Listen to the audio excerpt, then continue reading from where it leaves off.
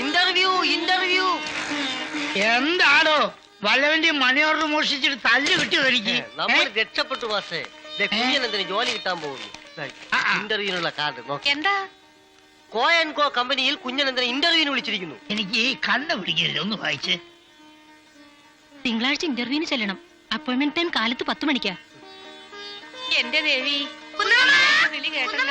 കാലത്തെ തപാലിൽ തന്നെ കത്ത് കണ്ടപ്പോ അതുമായിട്ട് ഞാൻ ഇങ്ങോട്ട് വന്നു.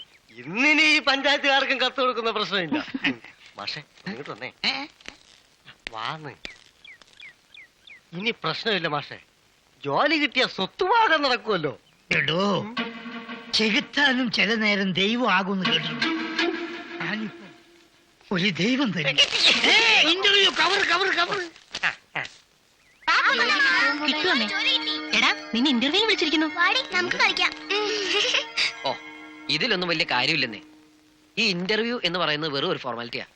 ജോലി കിട്ടണമെങ്കിൽ മോളിലുള്ള ആൾ കരയണം.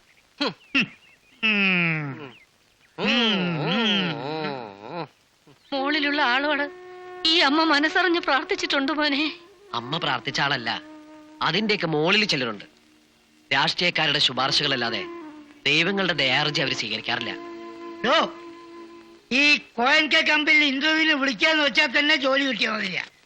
ഇവിടെ ഇങ്ങനെ ചടച്ചെടുക്ക് നേരം കൊണ്ട് ഒന്ന് പോയി നോക്കിക്കൂടെ എനിക്ക്? വേഷം കെട്ടിപ്പോയതുകൊണ്ടൊന്നും ഒരു കാര്യമില്ല. മാത്രമല്ല 10 ദിവസത്തിന് ഇനി 3 ദിവസം ബാക്കിയുള്ളൂ. 3 ദിവസവും? അത് പിന്നെ അതെ, മാസം തികയാൻ ഇനി 3 ദിവസം. എന്താ മാസം തികയാൻ? താനെന്താ പ്രസവിക്കാൻ പോവാ? എടോ, ഇനി മാസം തികയാൻ 6 ദിവസമുണ്ട്. 3 ദിവസം എന്താ വിഴിക്കും?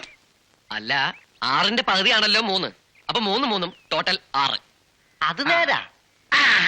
അതിനേക്കാൾ വേണ്ടന് വേണം. 3 ആയി.